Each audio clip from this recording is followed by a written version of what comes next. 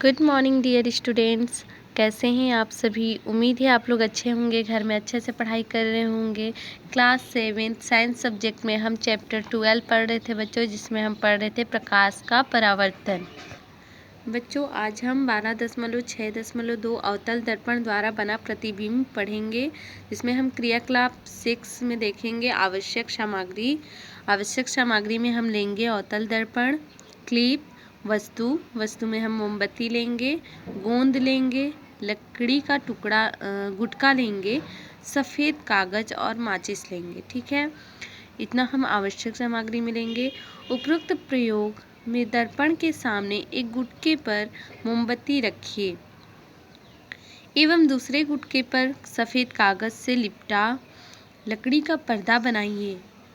वस्तु यानी कि मोमबत्ती को दर्पण के सामने भिन्न भिन्न स्थितियों में रखकर पर्दे को दर्पण के सामने आगे पीछे एक इस प्रकार खिसकाइए कि दर्पण द्वारा बनने वाले प्रतिबिंब इस पर्दे पर बने। तो यहाँ पर बच्चों हम जानते हैं जो वस्तु है उन्हें हमें भिन्न भिन्न स्थानों पर रखना है। जैसे कि हम देखते हैं वक्रता केंद्र पर वस्तु को रखकर, या फिर अनंत पर यानी कि वक्रता केंद्र से परे, फोकस बिंदु पर, वक्रता और फोकस के बीच में वस्तु को रखकर। इस प्रकार से हम भिन्न भिन्न स्थानों पर रखकर पर्दे पर दर्पण के सामने आगे पीछे इस प्रकार हमें खिसकाना है कि दर्पण द्वारा जो बनने वाले प्रतिबिंब है इस पर्दे पर बने। विभिन्न स्थितियों में बनने वाले प्रतिबिंबों की स्थिति, आकृति एवं प्रकृति को नीचे दी गई सारणी में लिखिए। इसकी जांच दिए गए चित्रों 12.16 क, ख, ग, घ द्वारा कीजिए। तो यहाँ पर डायग्राम दिए गए हैं बच्चों। चित्र 12.16 क नंबर। यहाँ हम वस्तु को भिन्न भिन्न स्थानों पर रख रहे हैं बच्चों। यहाँ पर हम वस्तु को वक्रता केंद्र के पास रख रहे हैं, तो इस प्रकार से उसके जस्ट नीचे पर्दे पर और उल्टा और उसी के बराबर हमें प्रतिबिंब प्राप्त होता है। और ग नंबर में देखिए, है ना, वस्तु को हम जब वक्रता और फोकस के बीच रखते हैं तो किस प्रकार से हमें प्रतिबिंब प्राप्त होता है, वक्रता केंद्र से परे यानी कि अनंत पर, है ना। इस प्रकार से हमें बच्चों घ नंबर का देख रहे हैं आप लोग। इसमें क्या हो रहा है, हमें जो प्रतिबिंब बन रहा है वो पीछे बन रहा है, दर्पण के पीछे बन रहा है ना, और वस्तु से बड़ा बन रहा है। तो इस प्रकार से हमें विभिन्न विभिन्न स्थानों पर यानी कि अलग अलग स्थानों पर वस्तु को रखकर हमें प्रतिबिंब प्राप्त करना है पर्दे पर। बच्चों हम सारणी 12.2 देखेंगे, जिसमें वस्तु की स्थिति C से परे यानी कि जब हम अनंत पर रखेंगे, C वक्रता केंद्र से परे रखेंगे वस्तु को, तो उसकी प्रतिबिंब की स्थिति कहाँ होगी, प्रतिबिंब की प्रकृति और प्रतिबिंब का आकार कैसा होगा, है ना। प्रतिबिंब वास्तविक बनेगा तथा उल्टा बनेगा कि नहीं, ठीक है। वस्तु के बराबर बनेगा, जो पर्दे पर हमें प्रतिबिंब प्राप्त होगा वो वस्तु के बराबर होगा या वस्तु से छोटा होगा। और प्रतिबिंब की स्थिति कहाँ होगी, जब हम C से परे वस्तु को रखेंगे, है ना। तो इस प्रकार से हम डायग्राम के थ्रू समझेंगे बच्चों, जब हम C से परे रखेंगे वस्तु को। बच्चों यहाँ पर हम जब वस्तु को C से परे रखेंगे यानी कि हमारा मान लो वक्रता केंद्र यहाँ पर है, ठीक है, ये हमारा वक्रता केंद्र है और ये यहाँ पर हम वस्तु को रखते हैं। हम वस्तु में मोमबत्ती लिए हुए हैं, ठीक है। तो जब हम मोमबत्ती को यहाँ पर रखते हैं तो इससे जो किरण आ रही है ये समांतर रेखा में आती है, सीधी रेखा में आती है, और ये जब दर्पण से टकराती है तो ये फोकस से होकर हमेशा गुजरती है। हम नियम भी पढ़ चुके हैं बच्चों, ये फोकस से होकर गुजरती है। और जब हम किरण को डायरेक्ट फोकस से होकर गुजारते हैं बच्चों, देखिए एक किरण यदि डायरेक्ट फोकस से होकर आती है तो ये हमेशा समांतर की ओर मुड़ जाती है, यानी कि ये समांतर रेखा में मुड़ जाती है इस प्रकार से। तो बच्चों यहाँ जो कटान बिंदु होता है यहीं पर हमारा क्या बनता है, फोकस, यही हमारा क्या है, फोकस, क्योंकि ये फोकस से होकर गुजरा और एक को किरण को हम डायरेक्ट फोकस से होकर गुजारते हैं तो वो समांतर रेखा के बराबर हो जाता है ना। तो ये जो कटान बिंदु यहाँ पर होता है बच्चों, यहीं पर हमारा वस्तु का प्रतिबिंब बनता है। ठीक है, यहीं पर हमारा क्या बन रहा है, वस्तु का प्रतिबिंब बन रहा है। यहाँ आप सभी देखेंगे बच्चों, है ना, ये डायग्राम सेम हमारा बना है, वस्तु बना है। ठीक है, वस्तु का जो प्रतिबिंब बना है वो इसी प्रकार से वस्तु से छोटा बना है ना। और ये सी और फोकस यानी कि वक्रता केंद्र और फोकस के बीच बना है। ये देखिए, वक्रता केंद्र और फोकस के बीच ये वस्तु का प्रतिबिंब हमें प्राप्त हुआ है। बच्चों, हम ये सारणी को अब भर सकते हैं। देखिए, जैसे कि हम जब वस्तु को सी से परे रखे थे यानी कि अनंत पे रखे थे तो प्रतिबिंब की स्थिति कहाँ पर बनती है, सी यानी कि वक्रता केंद्र और फोकस के बीच में, है ना। वक्रता केंद्र और फोकस के मध्य लिख लेंगे। प्रतिबिंब की प्रकृति कैसी है, उल्टा है, सीधा है, तो वास्तविक तथा उल्टा है ना। हमारा जो प्रतिबिंब बना हुआ है बच्चों, आप लोग देख सकते हैं, वास्तविक है और उल्टा बना हुआ है ना। प्रतिबिंब का आकार में देखेंगे तो प्रतिबिंब में वस्तु से छोटा बना है, यानी कि वस्तु से छोटा बना है, हम यहाँ पर लिखेंगे। अब हम देखते हैं बच्चों, जब हम सी पर यानी कि वक्रता केंद्र पर वस्तु को रखेंगे तो क्या होता है, वस्तु हमारा सी पर ही बनता है और वास्तविक तथा उल्टा बनता है और वस्तु के बराबर बनता है। तो हम यहाँ डायग्राम में देख सकते हैं बच्चों, ये हमारा वक्रता केंद्र है। जब हम सी पर रखें, वक्रता केंद्र पर वस्तु को रखें तो इससे आने वाली किरण जो है सीधी रेखा में आती है। और ये जब सीधी रेखा में कोई भी किरण आती है तो दर्पण से टकराने के बाद ये फोकस से होकर गुजरती है ना। और एक रेखा जो फोकस से आती है, फोकस से होकर आती है डायरेक्टली, तो वो हमेशा समांतर की ओर मुड़ जाती है, यानी कि जो मुख्य अक्ष है बच्चों उसके समांतर हो जाती है ये।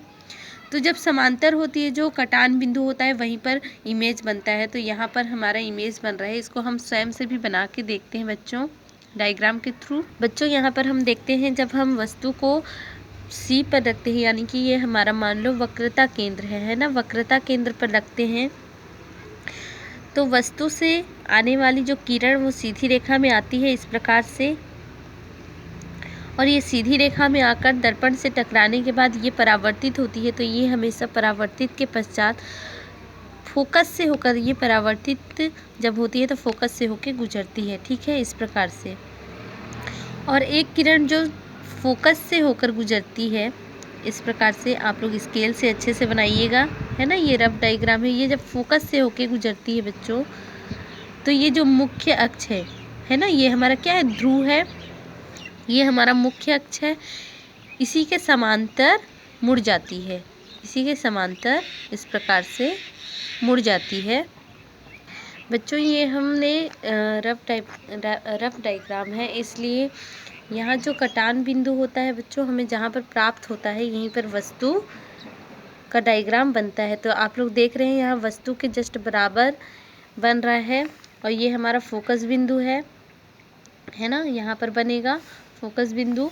ठीक है, तो ये समांतर रेखा जब सीधी रेखा आती है तो फोकस से होकर गुजरती है बच्चों, और जब हम फोकस से गुजारते हैं रेखा को तो ये मुख्य अक्ष के समांतर हो जाती है ना। इस प्रकार से मुख्य अक्ष के समांतर हो जा रही है और ये हमारा जो बना हुआ है ये प्रतिबिंब वस्तु के जस्ट उल्टा और उसी स्थान पर बना हुआ है, यानी कि वक्रता केंद्र पर। यह हमारा वक्रता केंद्र है, ये फोकस है ना, इसे हम बी नाम दे देते हैं, वस्तु हम ए नाम दे देते हैं और ये किरण आती हुई ऐसा हम दर्शा देते हैं। तो इस प्रकार से जब हम वस्तु को सी पर यानी कि वक्रता केंद्र पर रखते हैं तो हम डायग्राम पर देखें बच्चों, सारणी पर देखें कि जब हम सी पर वस्तु को रखते हैं यानी कि वक्रता केंद्र पर रखते हैं तो प्रतिबिंब की स्थिति भी वक्रता केंद्र पर बनती है। प्रतिबिंब की प्रकृति वास्तविक तथा उल्टा, ये देखिए वास्तविक तथा उल्टा बना हुआ है और प्रतिबिंब का आकार वस्तु के बराबर होता है ना। ये प्रतिबिंब का आकार देखिए वस्तु के बराबर बना हुआ है। बच्चों हम जब वस्तु को C और तथा F के बीच यानी कि वक्रता केंद्र तथा फोकस के बीच में वस्तु को रखेंगे तो प्रतिबिंब की स्थिति कहाँ होगी, कैसे बनेगी, ये हम देखते हैं बच्चों। तो ये हमारा अवतल दर्पण है ना, ये हमारा अवतल दर्पण है, ये हमारा मुख्य अक्ष, ठीक है, जिसे हम P नाम दे देते हैं। तो हमें कहाँ रखना, मान लो ये हमारा वक्रता केंद्र है बच्चों और ये हमारा यहाँ पर फोकस लगभग बनेगा। तो फोकस के मध्य में हम वस्तु रखेंगे यहाँ पर, ठीक है।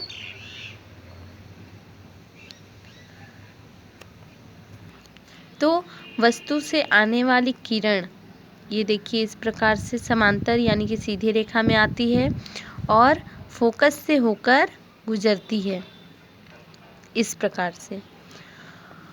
और हम जब फोकस से होकर गुजारते हैं, वस्तु से फोकस से होकर गुजारते हैं, तो ये हमेशा क्या होती है बच्चों, समानांतर हो जाती है यानी कि मुख्य अक्ष के समानांतर हो जाती है इस प्रकार से, है ना। तो बच्चों देखिए यहाँ पर इस प्रकार से हम जब वस्तु को रखते हैं और ये फोकस से होकर यहाँ पर हम फोकस नाम दे देते हैं, ये हमारा वक्रता केंद्र है।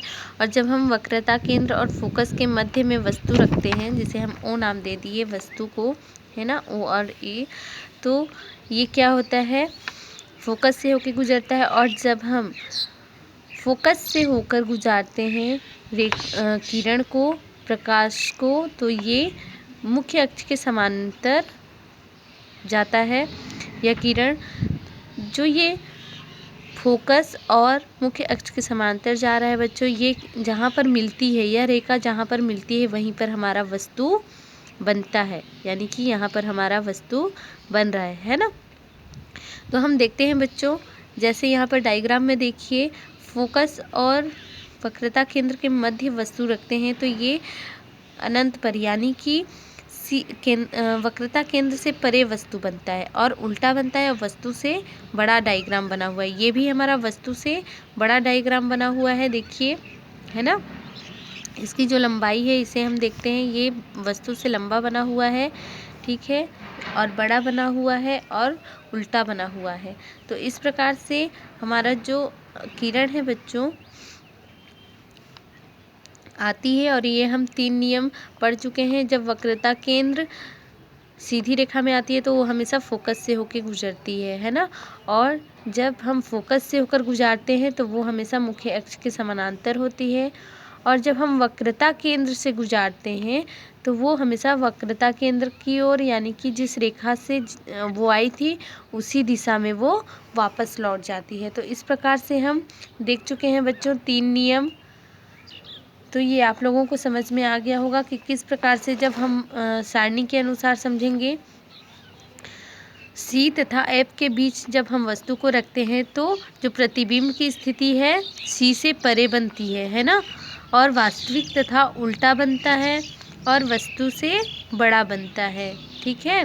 अब हम देखते हैं बच्चों F तथा P के बीच जब हम वस्तु को रखेंगे तो वो कहाँ बनता है। बच्चों जब हम F तथा P के बीच में वस्तु रखते हैं तो ये हमेशा दर्पण के पीछे बनता है, इसे पर्दे पर प्राप्त नहीं किया जा सकता, अतः दर्पण में ही देखें, हमें दर्पण में ही देखना पड़ता है। ये हमेशा दर्पण के पीछे डायग्राम बनता है, जो प्रतिबिंब है वो बनता है, और जो दर्पण के पीछे प्रतिबिंब बनता है बच्चों वो हमेशा आभासी बनता है ना। और आभासी जो प्रतिबिंब बनते हैं वो कभी पर्दे पर नहीं बनते हैं, ऐसा हमने पढ़ा था, ठीक है। जो प्रतिबिंब का आकार है ये वस्तु से बड़ा बनेगा। तो आइए देखते हैं। तो बच्चों हमने क्या पढ़ा था, F तथा P यानी कि ध्रुव बिंदु और फोकस के बीच में यदि हम वस्तु को रखेंगे, है ना, तो मान लो ये हमारा वक्रता केंद्र है, ये हमारा फोकस बिंदु है, ठीक है, फोकस है, और हम P और F के मध्य में रखेंगे वस्तु को इस प्रकार से। जब हम तो देखिए जो यहाँ से किरण से आने वाली जो रेखा है सीधी रेखा में आती है और ये हमेशा फोकस से होकर गुजरती है, है ना, यानी कि ये हमारा मान लो यहाँ पर जो कटान बिंदु होता है वहीं पर फोकस बनता है। ठीक है, तो ये हमेशा फोकस से होकर गुजर रही है। और क्या होता है, ये जब फोकस से होकर गुजरती है और एक किरण को हम हमेशा बच्चों वक्रता केंद्र से गुजारते हैं, है ना। तो एक किरण को जब हम वक्रता केंद्र से गुजारते हैं इस प्रकार से, ठीक है, आप लोग स्केल से बनाएंगे तो अच्छे से बनेगा। वक्रता केंद्र से गुजारते हैं तो देखिए ये जो फोकस है, फोकस की रेखा और वक्रता केंद्र की रेखा ये समांतर रेखा में चलती है। तो हमें ऐसा प्रतीत होता है कि जब ये रेखा आगे जाएंगी तो ये मिलेंगी नहीं, है ना, ये नहीं मिल रही हैं।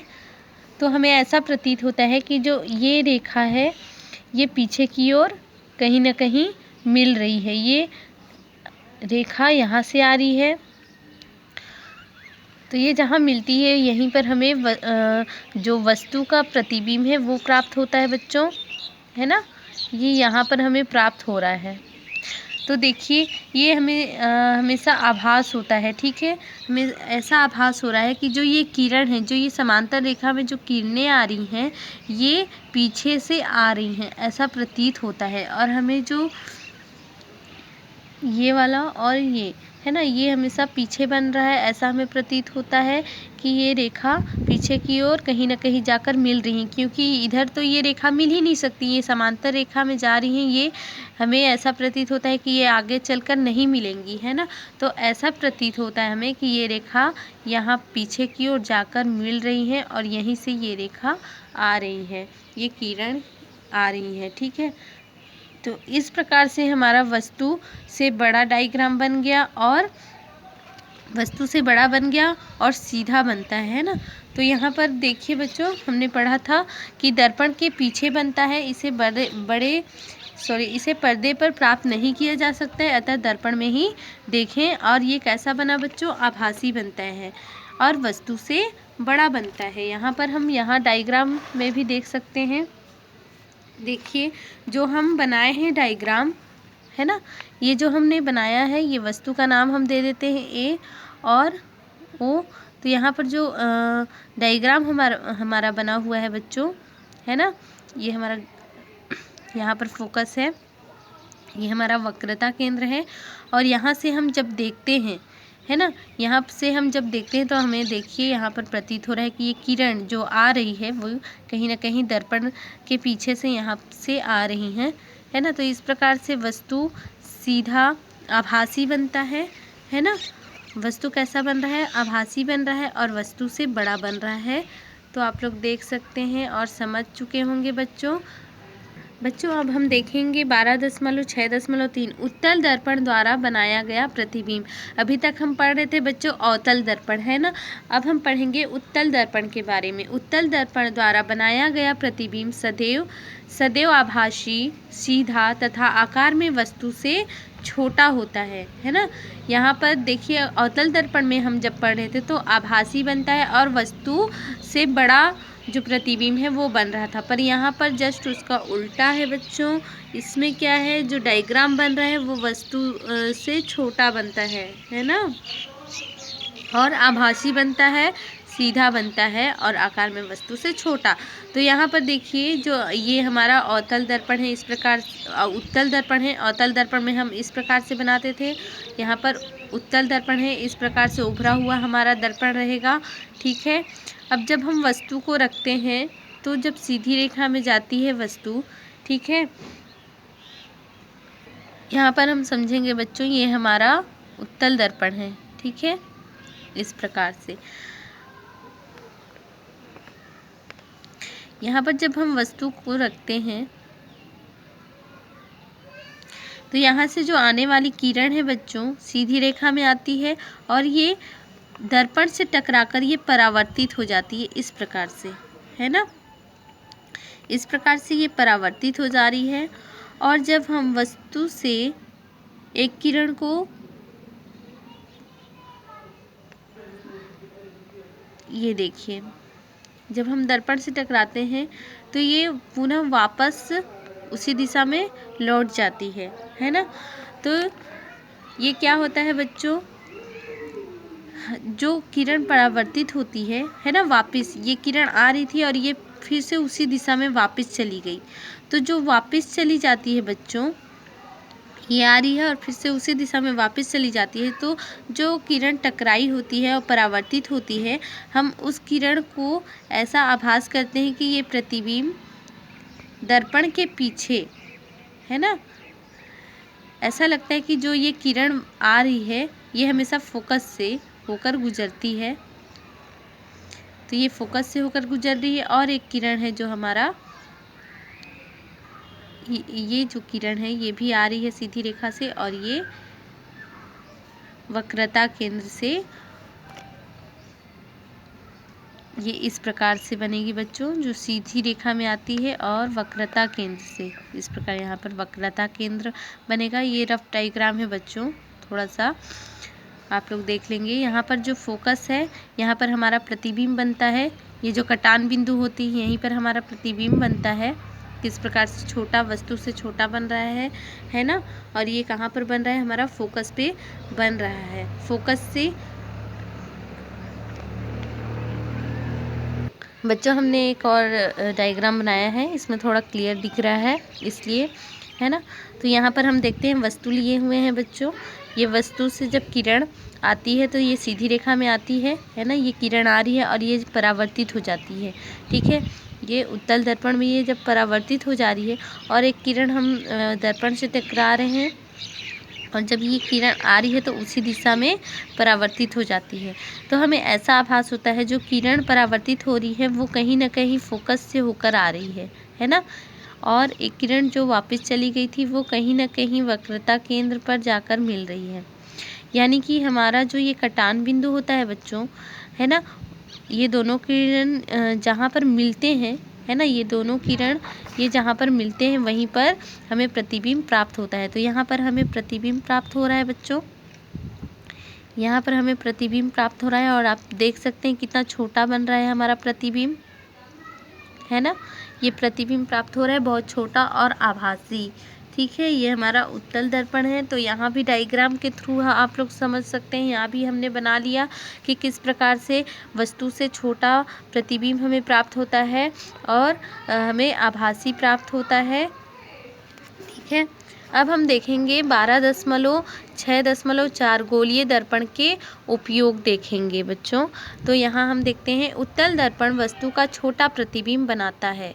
जो उत्तल दर्पण है वो वस्तु का छोटा प्रतिबिंब बनाता है, हम देख चुके हैं ना इस प्रकार से। और इसलिए इसके द्वारा बड़ा क्षेत्र भी आसानी से देखा जा सकता है। इसके द्वारा हम जो बड़ा क्षेत्र है बच्चों उसे भी आसानी से देख सकते हैं। इसका उपयोग वाहनों में ड्राइवरों द्वारा अपने पीछे के वाहनों को देखने के लिए किया जाता है। तो बच्चों जो वाहन होते हैं उनमें देखिएगा जो शीशे लगे होते हैं, है ना। तो वाहनों में ड्राइवरों द्वारा अपने पीछे के वाहनों को देखने के लिए, यानी कि पीछे जो कुछ भी है वाहन आ रही है ना, तो उन्हें देखने के लिए उत्तल दर्पण का उपयोग किया जाता है। जबकि अवतल दर्पण का उपयोग टार्च तथा सर्च लाइट में प्रकाश को दूर तक फैलाने में किया जाता है। दंत विशेषज्ञ इनका उपयोग दांतों का बड़ा प्रतिबिंब प्राप्त कर रोग की जानकारी प्राप्त करने के लिए करते हैं, है ना बच्चों। तो अवतल दर्पण और उत्तल दर्पण का उपयोग हम देख लिए, ठीक है। उत्तल दर्पण का उपयोग कहाँ कहाँ किया जाता है, ड्राइवर करते हैं अपने पीछे के वाहनों को देखने के लिए, ठीक है। क्योंकि छोटी जो उत्तल दर्पण होता है तो उत्तल दर्पण में सभी छोटी चीज़ें दिखती हैं, यानी कि वो वस्तु को छोटा कर देता है। तो बहुत सारा जो वस्तु है वहाँ पर दिखाई देता है। इतने बड़े जो उत्तल दर्पण है उसी में सारी चीज़ें पीछे की दिखाई देती हैं, क्योंकि वो वस्तु को छोटा कर देता है। जबकि जो अवतल दर्पण है बच्चों वो टार्च सर्चलाइट में प्रकाश को दूर तक फैलाने के लिए, हम जानते हैं जो अवतल का जो व्यवहार होता है, जो अवतल दर्पण का व्यवहार होता है वो फैला देता है प्रकाश को, ठीक है। तो टार्च और सर्चलाइट में प्रकाश को दूर तक फैलाने में किया जाता है। और जो दंत विशेषज्ञ होते हैं, जो दांत वाले डॉक्टर होते हैं बच्चों, डेंटिस्ट डॉक्टर, इनका प्रयोग करते हैं अवतल दर्पण का, है ना, दांतों का बड़ा प्रतिबिंब प्राप्त करने के लिए और प्राप्त कर रोग की जानकारी प्राप्त करने के लिए अवतल दर्पण का प्रयोग करते हैं। बच्चों ये हमारा चैप्टर समाप्त हो गया। अब हम देखते हैं हमने सीखा। ये चैप्टर में हमने जो जो पढ़ा बच्चों, उनसे हमने क्या सीखा उसके बारे में हम देखेंगे। किसी चमकदार सतह से प्रकाश की किरणों का टकराकर किसी निश्चित दिशा में चला जाना प्रकाश का परावर्तन कहलाता है ना। चिकनी सतह से टकराता है बच्चों यदि प्रकाश जो है चमकदार सतह यानी कि दर्पण से टकराता है तो क्या होता है, वह एक निश्चित दिशा में प्रकाश चला जाता है यानी कि परावर्तन हो जाता है, जिसे हम परावर्तन कहते हैं ना। परावर्तन के दो नियम हैं। पहले नियम के अनुसार आपतित किरण, परावर्तित किरण तथा आपतन बिंदु पर अभिलंब एक ही तल में होते हैं। दूसरे नियम के अनुसार आपतन कोण सदैव परावर्तन के बराबर होता है। तो बच्चों हमने ये देखा भी है, जो आपतित किरण होता है और परावर्तन, तो दोनों के जो हम कोण मिलाते हैं तो जितना आपतन कोण का अंश होता है यानी कि 30 डिग्री है, तो परावर्तन कोण भी कितना में बनेगा, 30 डिग्री में ही बनेगा। समतल दर्पण में परावर्तित किरणें दर्पण के पीछे रखी किसी वस्तु से आती हुई प्रतीत होती है ना। जो समतल दर्पण होता है तो इसमें जब किरण पड़ती है और परावर्तित होती है बच्चों, तो हमें ऐसा प्रतीत होता है कि दर्पण के पीछे रखी किसी वस्तु से आती हुई प्रतीत हो रही है। इसे वस्तु का आभासी प्रतिबिंब कहते हैं। इसे पर्दे पर प्राप्त नहीं किया जा सकता है। ठीक है। समतल दर्पण में बना प्रतिबिंब वस्तु के आकार का होता है तथा दर्पण से उतनी ही दूरी पर पीछे बनता है जितनी दूरी पर वस्तु दर्पण के आगे होती है। समतल दर्पण द्वारा बनने वाले प्रतिबिंब का दायां भाग वस्तु का बायां भाग और प्रतिबिंब का बायां भाग वस्तु का दायां भाग होता है। इसे पार्श्व प्रतिवर्तन कहा जाता है ना बच्चों। हम अपने हाथों को देखते हैं तो हमारा राइट हैंड ऐसा लगता है मिरर में लेफ्ट हैंड दिखा रहा है ना। तो इस प्रकार से हमें जो दिखाई देता है उसे हम पार्श्व प्रतिबिंब कहते हैं। गोलीय दर्पण दो प्रकार के होते हैं, अवतल तथा उत्तल दर्पण। गोलीय दर्पण जिस गोले का भाग है उसका केंद्र वक्रता केंद्र कहलाता है। मुख्य अक्ष के समानांतर आपतित किरणें दर्पण से परावर्तन के पश्चात जिस बिंदु से होकर गुजरती है उसे गोलीय दर्पण का फोकस कहते हैं। जब किसी बिंदु से चलने वाली किरणें परावर्तन के पश्चात दर्पण के सामने वास्तव में मिलती है तब वे वास्तविक प्रतिबिंब बनाती है। वास्तविक प्रतिबिंब पर्दे पर प्राप्त किया जा सकता है। मुख्य अक्ष के समानांतर प्रकाश की किरण किसी अवतल दर्पण से परावर्तन के पश्चात फोकस से होकर गुजरती है। दर्पण के फोकस से गुजरने वाली प्रकाश की किरण परावर्तन के पश्चात मुख्य अक्ष के समानांतर हो जाती है। दर्पण के वक्रता केंद्र से गुजरने वाली प्रकाश की किरणें दर्पण से परावर्तन के पश्चात उसी मार्ग में लौट जाती है। उत्तल दर्पण द्वारा सदा छोटा और आभासी प्रतिबिंब बनता है। हमने अभी पढ़ा बच्चों, जो उत्तल दर्पण के द्वारा जो प्रतिबिंब बनता है वो हमेशा वस्तु से छोटा बनता है ना, और आभासी प्रतिबिंब बनता है। इसे हम पर्दे पर प्राप्त नहीं कर सकते हैं। तो बच्चों आपका ये चैप्टर समाप्त होता है। ये आप लोग के कुछ सही विकल्प हैं जिसे आपको बनाने हैं होमवर्क में और मेरे व्हाट्सएप नंबर पर सेंड करने हैं। ठीक है। ये सही विकल्प है, परावर्तन का कोण होता है, कौन सा परावर्तन का कोण होता है इसे बनाएंगे आप लोग। एक समतल दर्पण में आपतन कोण होगा।